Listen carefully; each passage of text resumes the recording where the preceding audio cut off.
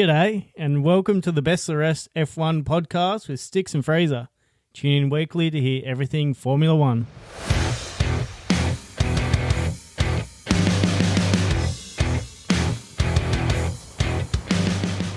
What is going on? We almost had a double intro going on there. Well, you tried to stitch me up and say I was doing it, and then you've come in hot anyway. Yeah, mate. That's my style. Good. Straight into it. Austrian Grand Prix review with the Best of the Rest podcast. Fuck yeah. Hyped for it. We're a little bit late to the scene. Yeah. A few days off the pace, if you will. We got there. We've been battling like McLaren. Battling out the front of the field. Yeah. Tearing shit up. Realistically, we're battling like Alpine, which is weird to say. Horrible. Off the pace, big time. Anyway. Right, so it was a bit of a hectic weekend, really. Expectations were reasonably low across the board going into the weekend in terms of F1 media personalities and so forth. I reckon Austria is a bit of a stinker. Yep. Which Your favourite track? I don't have that vibe about it though.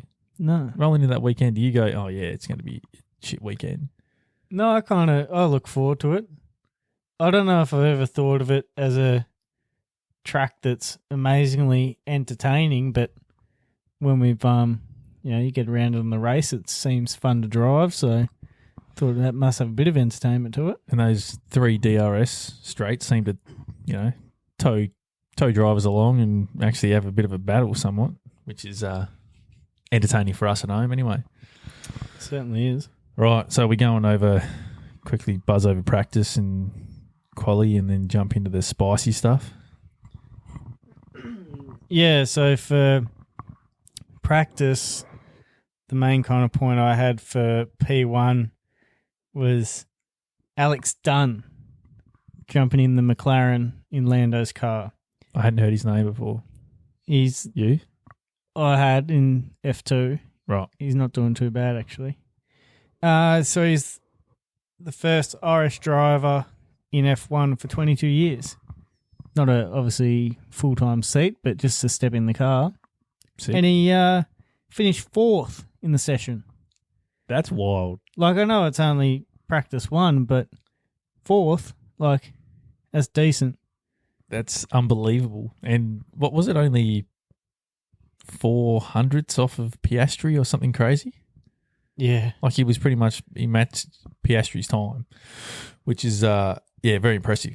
I did hear that McLaren were quick to jump on that, there was slightly different setups and just so that it doesn't look like try and cover it up a bit. These young fellas come in and just tearing up their actual full-time drivers. Yeah, make it look like anyone can just sit in the McLaren and, do some hot shit with it. Yeah, that was sweet. Love seeing that. And he's only 18, isn't he? I'm not sure of his age, but yeah, he's quite young. Yeah, that's pretty good. Definitely. In the P2 session, so Dino Beganovic in P1 jumped in for Leclerc. So in P2, when he was Leclerc was getting back into his car, I noticed the Red Bull Ring track map inside of his cockpit, which I thought was a bit odd. Yeah, right. Yeah.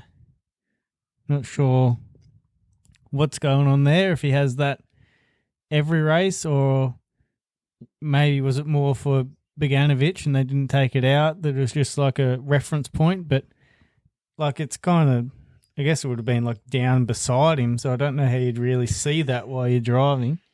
Old mate's just doing 300 and just pulls it out is it a left or a right up? Yeah, just magnetic. Just, oh shit, DRS zone. Oh no, I've missed my turn. Form a U-turn when possible.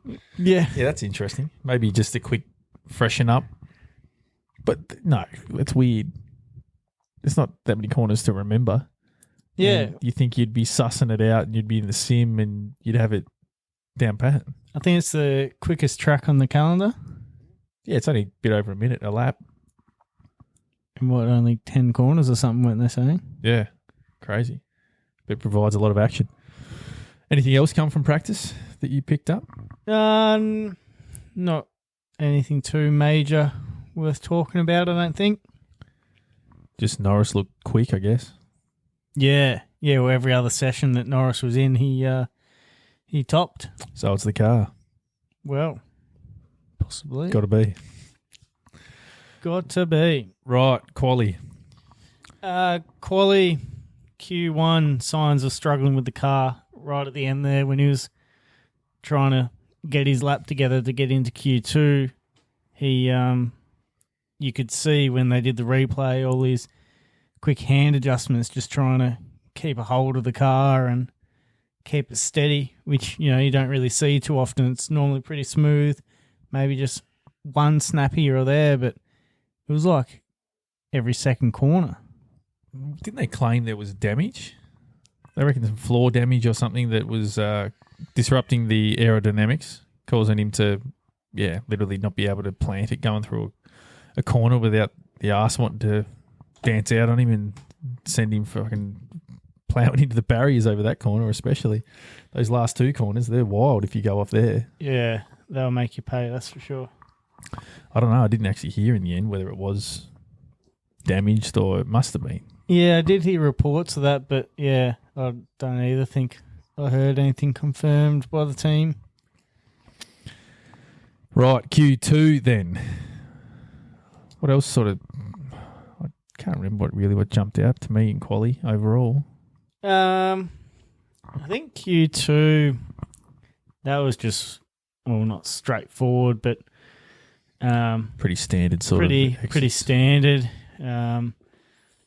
Not too many kind of big names exiting and no real incidents or weird things to really note. I guess the wacky thing is as we're lining up for Q3, you've got bloody Bortoletto up there in his green wheelie bin doing some shit. Yeah, so Bortoletto was able to squeeze it through into the Q3 session and it ended up qualifying 8th, so... Was it 8th? No. 9th, I think. Jeez, Ellie looks relaxed there. She's living the dream. Getting a nice pat, the old dog. But yeah, Norris handles the pressure going into this weekend and puts it on pole. A lot of chit-chat going into this weekend. And yeah, to handle that pressure sort of shows that he can do it because everyone's just saying, Norris, as soon as the pressure comes, he just can't handle it. And that's why he's going to lose a championship, rah. And probably the most important quali session for the season to this point for him. If he let this one slip and did something stupid, then the championship could quickly get away from him. So ripper of a lap and destroyed everyone else by half a second, which is wild. Yeah, in this year's kind of quali sessions with how close they've been, he's put half a second on the rest of the field, and that was the Ferrari of Leclerc. So what is he over Piastri? Oh, it's not much different. Still pretty well half a second, 0.6. So yeah, no, he's pulled some nice gaps there, and as we kind of said earlier, he was looking strong. All the sessions that he was in, so almost inevitable for him to stick on pole this weekend. Well, is this the turning point for him? We'll have to see how the rest of the season plays out, but a good first step for Norris. And really for us, because we would love to see Piastri run away with the championship, but at the same time, it is good because there's a lot on the line every weekend and it keeps it spicy. Q3 though, another driver I wanted to mention was Fernando. Yep. Where'd he end up in the end? In quali. Yeah, that was not a bad performance from the darker green wheelie bin. He was 11th. So yeah, British Racing Green. Putting himself thereabouts. I mean, it's been a frustrating year for Aston. They just can't really... I don't know. It's not even competitive in the midfield. Sometimes they are. Sometimes they're nowhere. And I'm sure it's doing Alonso's head in, and that's probably why there's been a few whispers about potentially him jumping ship next year. There's a few rumours getting about that Alpine could be asking of his availabilities, I guess. But Yeah. I mean, you can't really trust the rumours that you hear. Yeah, and Fernando's kind of said that he's essentially in it for the long haul, and there's a position kind of lined up for him after he does hang up the gloves, so to speak, and not be involved in the cockpit, but be a bit more behind the scenes, driver development or some kind of team management or something maybe. But yeah, the rumour is that Aston do have that position lined up for him. So yeah, I don't know. I guess things will pan out eventually, and we'll start to see where he goes. Yeah, it's getting to that time of the season where rumours are running wild and you're hearing all sorts of this and that and the other. So, as the weeks go on, All the Verstappen ones. Yeah, Verstappen to Mercedes. We'll see how that ages. But yeah, there's a lot. And I'm sure that's all going to come to a head in the next month or so. And we'll actually know if any of these have got any substance behind them or whether they're just all bullshit. Yeah. So anything else? we certainly will. I Anything think else that's from Q3, mate? about it for me for qualifying. Right, let's get over the juicy stuff. The race itself. Right. So if you want to hit us with the top 10 race results, mate, and then we can jump into a few highlights from the race itself. A few contentious moments. Right, 10th to 1st. So 10th, Ocon, Hulkenberg, Bortoletto, Alonso, Lawson, Russell, Hamilton. Podium is Leclerc, Piastri, Norris. Whew. Let's talk about it. Well, bloody Norris. He's kept himself contained, kept his head screwed on. Handled the onslaught. Yep. From Piastri. Had a few kind of attacks thrown at him that he defended well. All round great drive, really. Apart from that that moment in that last corner where he sent her wide and put her in the gravel, that was a little dicey, but that was literally the only hiccup from the race. He had Piastri on his tail for a lot of it in DRS, and yeah, to defend that's pretty impressive. DRS is very powerful around this track, so Piastri just about gave his gearbox a kiss. Yeah, it got a bit spicy there at one point. That was probably pushing it a bit far, but I guess that's racing, isn't it? Like, there's that fine line between, do I just stay back and not go for these gaps that are there, or do you push it? But then if you do make contact, I guess you could play the old, one each now. Norris won, I'm one, we'll call it even. Yeah. And that was lap 20, I think it was. So they were just starting to plan for their first pit stop.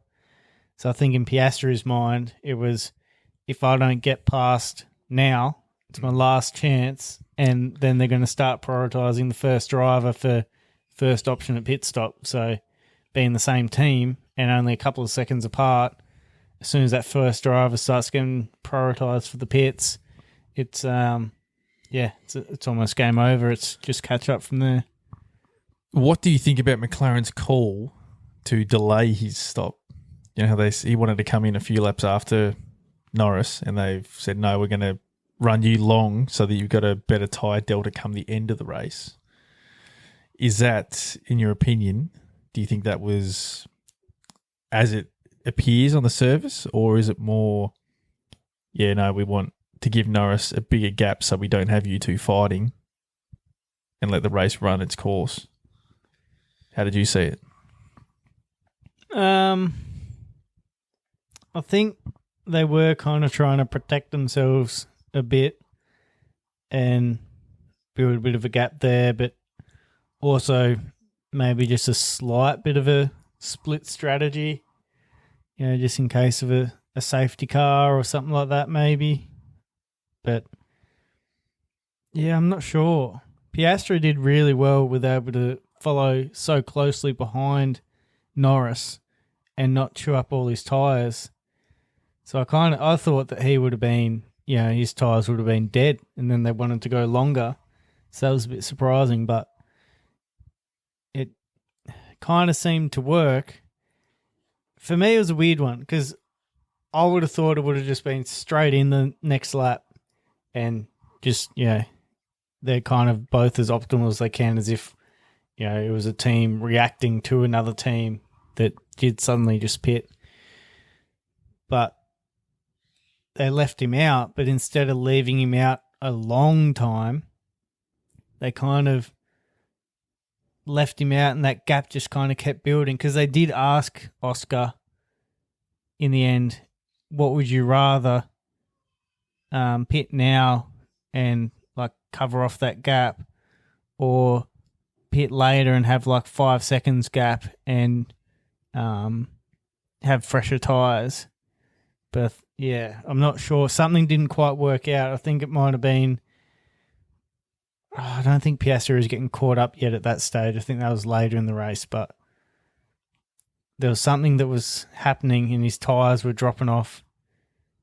It might have been someone else that pitted. Oh, no, it couldn't have been because he was in second. I'm not sure, to be honest. I can't remember, but there was something that didn't quite work out, so that gap was just growing and growing and growing. So then I think they just went, no, we've just got to pit.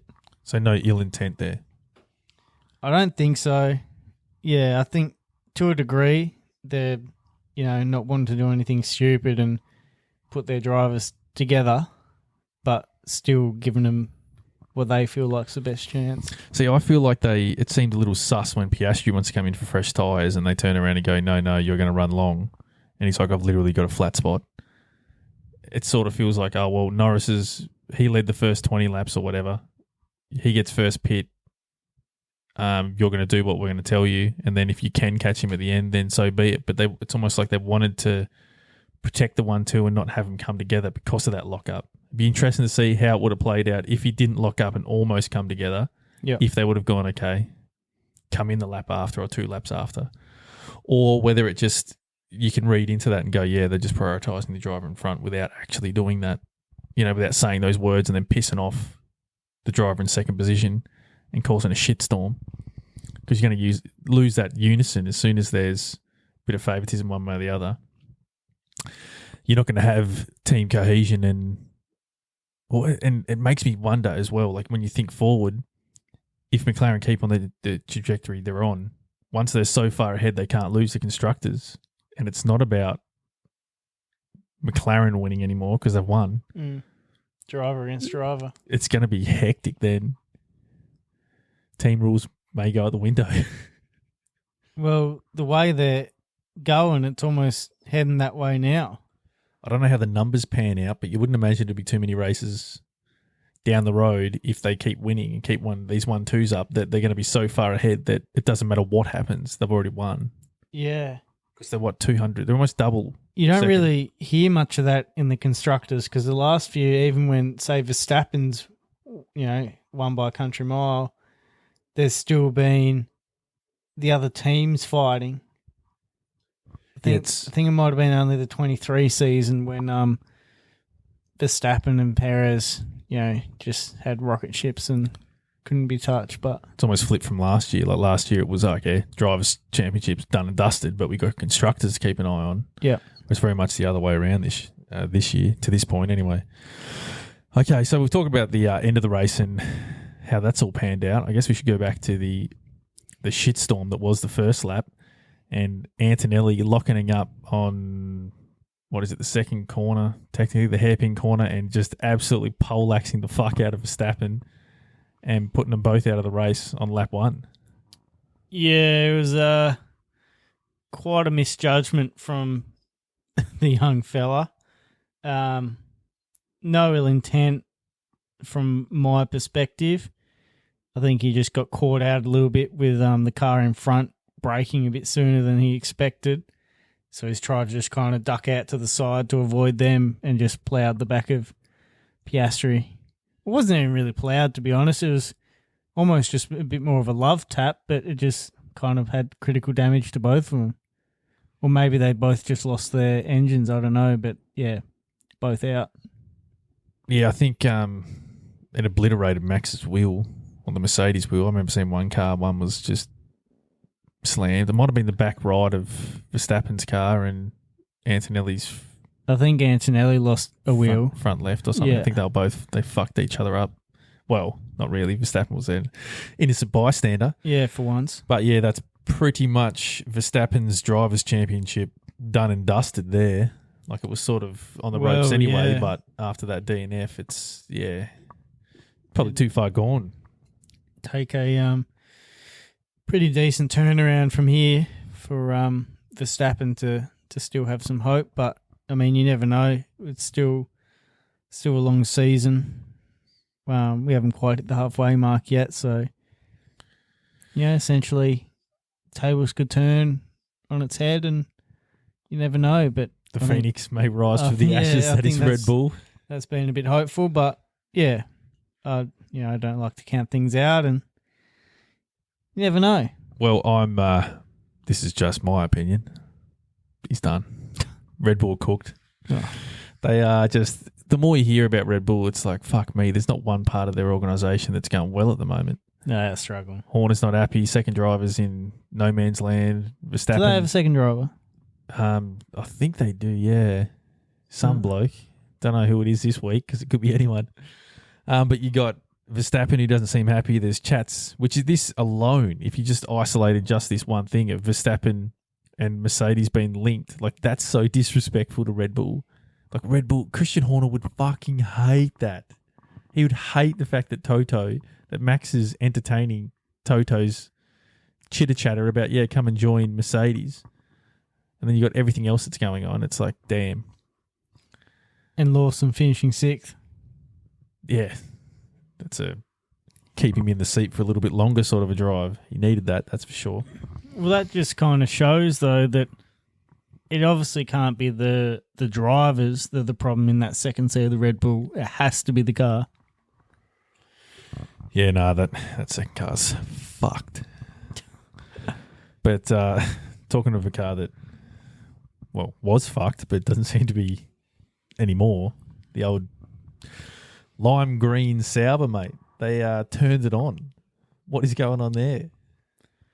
Yeah, I don't know. I didn't expect that one, but Bortoletto qualifying 8th and finishing 8th. Great drive, just held it on nicely. But Nico Hulkenberg, 20th to 9th, mate. Ooh, double points. What do you make of that? That's wild. The Hulk just doesn't let you down. He's what is going to happen next year if Audi can produce a half decent car? And I don't know what engine they're actually going to use off the top of my head. But if they Ferrari, I think. Yeah, right. So if they produce a half decent car over the coming years, are we going to see that Hulkenberg podium? Because I think we might. We might see it pan out that way because Hulk just, it's unbelievable. He's probably, to this point of the season, the driver that's produced the most wild drives, as in starting further back and just ripping through the field. It's ridiculous.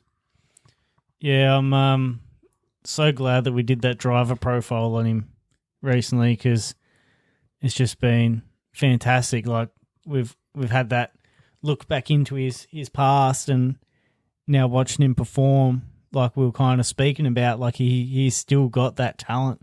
He just needs that car. So, dude, I'm bloody excited to see what he can do in that Audi. He's a legend. And Ferrari, bringing their upgrade package into this weekend, finishing 3rd and 4th, actually looked, reasonably quick. They did finish 20 seconds off the McLarens, but quite quick overall. It's like, are they half a step ahead of Mercedes now, or is that just a track that didn't really suit Mercedes, which you did hear a bit of chitter chatter about? But yeah, maybe Ferrari and Mercedes might have a half decent battle for the rest of the year. Well, yeah, Mercedes are one of those weird ones where they're still not really sure where their cars are going to perform good and bad at. But yeah, it was great to see the Ferraris back up there and fighting where we kind of thought they would be from the start of the season. So there was a few upgrades brought in by some of the teams. So and actually back to Sauber, they were one of them. They were bringing some major upgrades, and they've definitely turned it on. And also, just to correct myself quickly there, Sauber are currently running Ferrari, but when they go to Audi, it'll be their own Audi power units in 2026. Damn. That's hectic. And the spiciest result, or well, potential result in the future for the rest of the season is the battle for P6 in the Constructors' Championship. Currently, Racing Bulls hold that with 36 points, but you've got Haas on 29 in 7th, 8th, Aston Martin on 28, and then Sauber on 26 and 9. So she's a spicy battle for 6 of the Constructors. I mean, Alpine are a bit off the pace there in 11th, and Williams need to pick it up. They've had a month of shit, but they're 19 points clear of 6 at the moment, sitting in 5th position.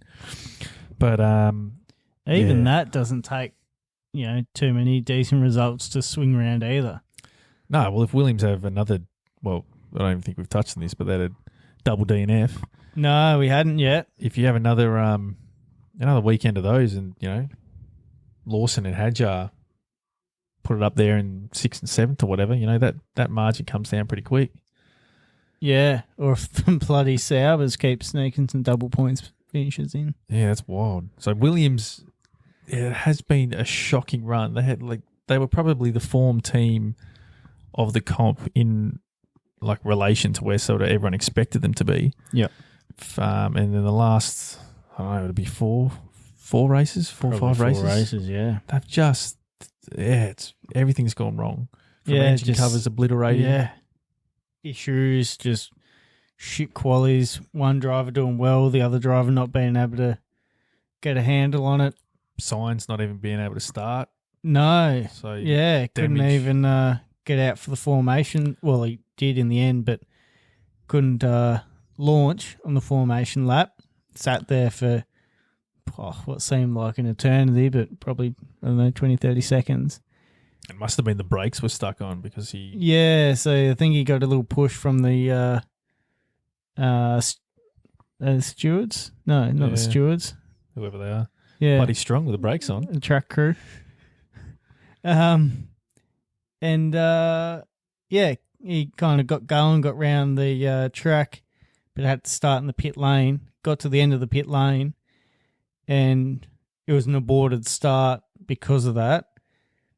So his pit crew kind of started running over, but before they could even get there, there was smoke pouring out of the brakes and flames, and she was all over. Rolled her back in the garage, and rough weekend for Science. Yep, didn't even start. Shit quali because of damage, and then 18th goes up in smoke. So qualied 18th and couldn't even get the race started. So what happened to Albon in the end? Was that an engine failure?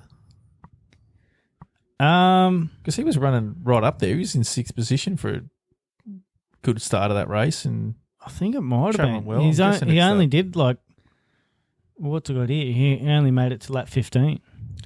So that Mercedes power unit again, just randomly blowing up. I think it was to do with the power unit. I can't even remember it now. So that's wild. All right, I guess we should rip the Band-Aid off and get over to our prediction results. I mean, I'm happy to go over to it. I'm pretty keen. We could just end the pod now if you want. Dun, dun, dun, dun, dun, dun, dun. Actually, one thing we didn't talk about, Colapinto pushing Piastri onto the grass. Yeah, sack him. Get rid of him. So when the McLarens were working their way back through the lap traffic, and Piastri was on the hunt trying to see if he could run down Norris, they swindled their way past Colapinto, and Colapinto just kind of kept moving over and over further, I think it was to the right-hand side, and pushed Piastri, so he had literally all 4 wheels dipped onto the grass. He didn't have a moment as such, but you saw kind of a little bit of a wiggle and just kind of get back onto track, and off he went. But talent's the only thing stopping him from having a moment. That could have been huge.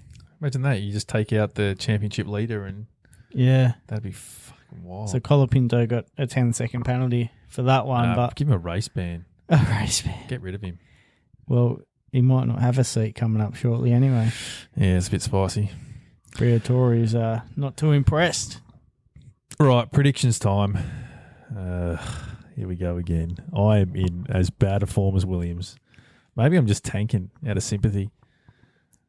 You wait until Williams has a blinder of a weekend. I'll be up there. You reckon? Yeah. I think I'm linked to their performance. Actually, that could be true. Your performances seem to really drop off the same kind of time as they've struggled. Williams. I may as well have had a DNF. Double DNF, really. So, pole, I had Verstappen, which, got that wrong. You had... I had Norris. So, that's a point for you. Third position, I had Piastri, wrong. In third, I had Leclerc, which is correct. So, 2 points off the rip. I had Norris for second, wrong. I also had Norris for second, which was incorrect. And I had Verstappen to take the win, which lasted all about 2 corners. I had Piastri for the win, which was incorrect. Rough. All right, jump over left of field. I had Haas to go top 8. Didn't happen. Wrong.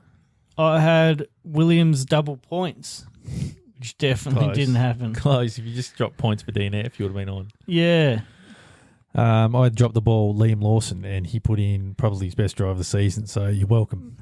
Not probably, definitely. Ripper drive from the young New Zealander. So, that was all me, mate. Great work. I'd like to see it. More of it.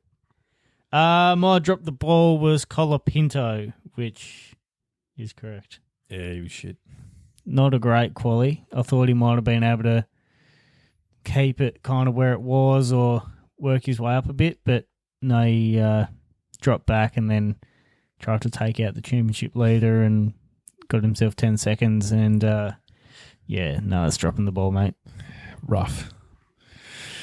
Right, so that's 3 points for you. Big donut for me again. I think that's 2 weekends in a row where I've just got absolutely nothing. Yeah, Man, rough. Mate, Very rough. I definitely haven't updated your score in a while. So, right, yes. Run us over how we're looking. 0 for the big sticks. Gives him a grand total of 11. 3 for Fraser. Grand total of 22. Jeez, doubled me, mate. Officially doubled. I've officially doubled your score. That's wild. It's a bit embarrassing. Struggling. And on that note, we need a box. Yeah, righto. Let's put Sticks out of his misery and get us out of here. If you've liked it, leave us a comment. Give us some feedback. 5-star review would be amazing. Subscribe and share us with another F1 fan. We'll catch you on the next one. See you later. Bye. Oh, look at this. This is not a dog. This is a piece of shit. Wave his magic driving stills. Wow.